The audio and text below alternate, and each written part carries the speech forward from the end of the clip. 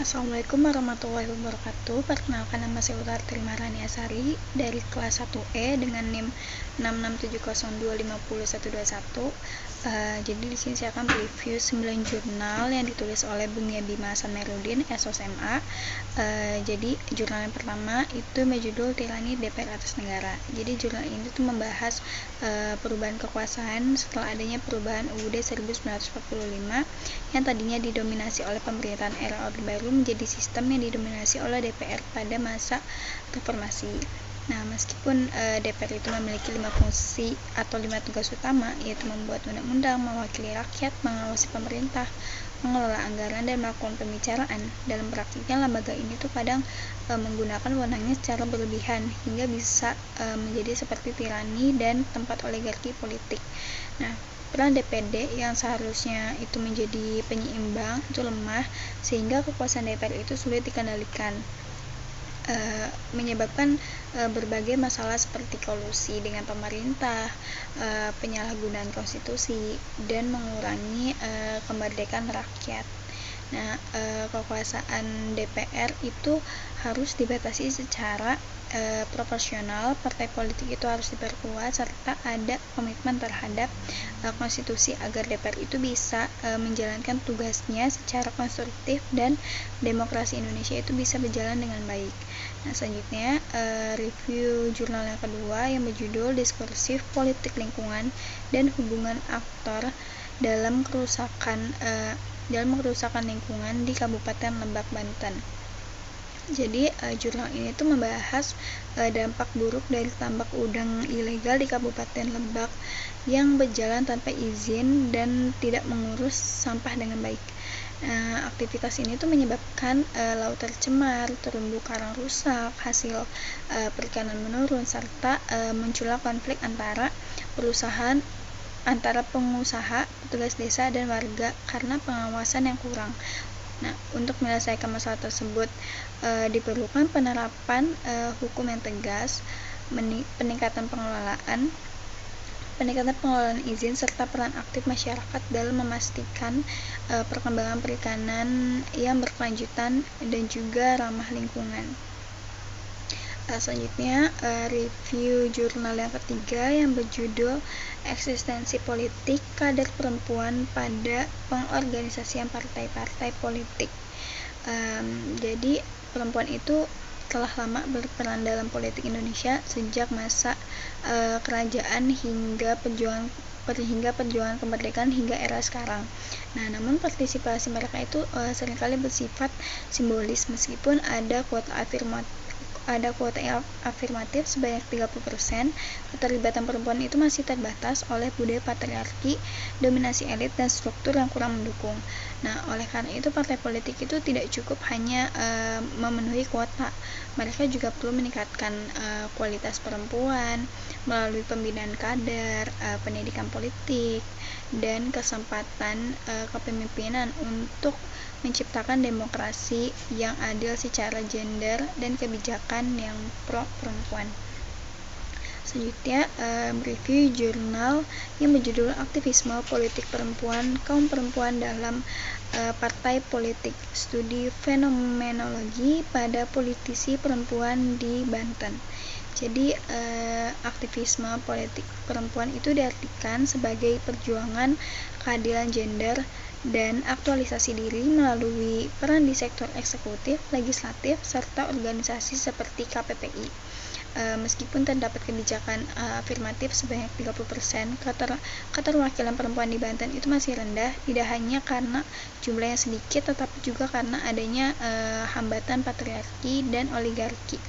Partai politik itu perlu memberikan ruang, melakukan kaderisasi, serta memberikan pendidikan politik agar perempuan itu tidak hanya menjadi pemenuhan kuota, tetapi mampu juga berkontribusi nyata dalam menghasilkan kebijakan berkeadilan gender. Selanjutnya review jurnal yang berjudul Etika Pejabat Publik. Jadi artikel jurnal itu membahas bahwa kualitas layanan publik di Kabupaten Tangerang itu sangat bergantung pada etika para pejabat. Meskipun ada pencapaian di bidang administratif, penerapan etika itu belum cukup baik. sehingga layanan itu masih kurang memuaskan.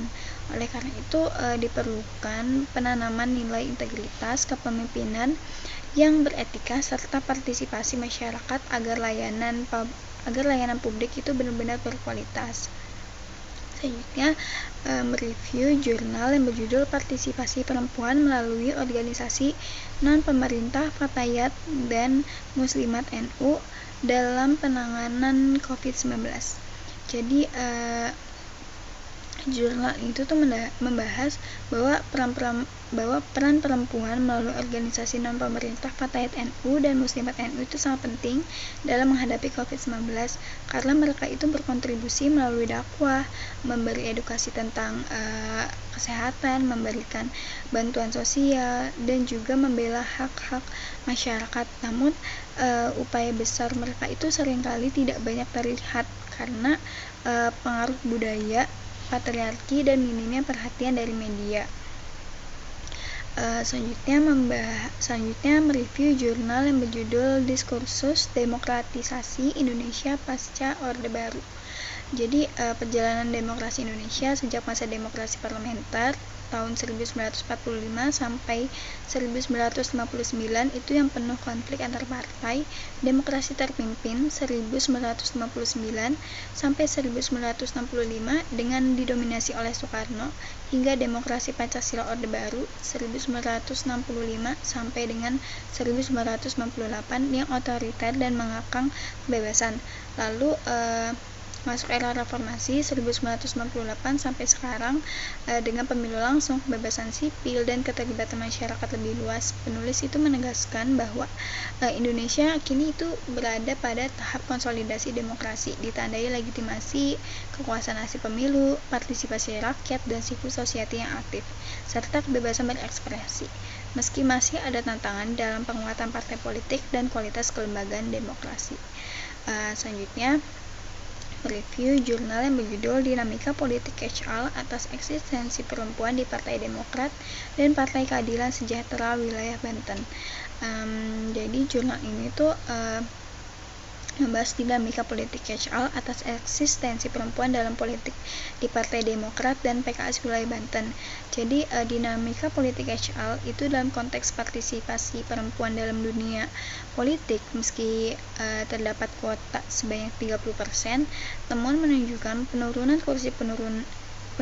kursi perempuan di DPRD Banten, sementara di Partai Demokrat dan PKS itu menerapkan politik catch-all yang memberikan ruang, dukungan, dan pelatihan bagi kader perempuan. Meski demikian, hambatan budaya patriarki dan rendahnya pilihan pemilih terhadap calon perempuan masih menghalangi tercapainya kesetaraan politik. Selanjutnya mereview jurnal yang berjudul Kontestasi Kuasa Kepemimpinan Formal dengan Informal dalam Kebijakan Publik dan Politik Keseharian. Jadi jurnal itu tuh membahas kontestasi kuasa kepemimpinan formal dan informal yang berfokus mengkaji hubungan kepala desa sebagai pemimpin formal dengan Abah Olot sebagai pemimpin adat di desa Buradok Lebak, di mana kepala desa itu memiliki legitimasi hukum, sedangkan Abah Olot berlandaskan budaya dan keturunan. Menurut hasil penelitian menunjukkan masyarakat lebih patuh pada Abah Olot dalam musyawarah, restu program, dan penyelesaian hukum adat. Sehingga meski kepala desa itu berkewenangan secara resmi, kuasa adat itu lebih dominan dan menciptakan praktik shadow state dalam kebijakan publik dan politik keseharian. Sekian review jurnal dari saya. Kurang lebihnya mohon maaf. Wassalamualaikum warahmatullahi wabarakatuh.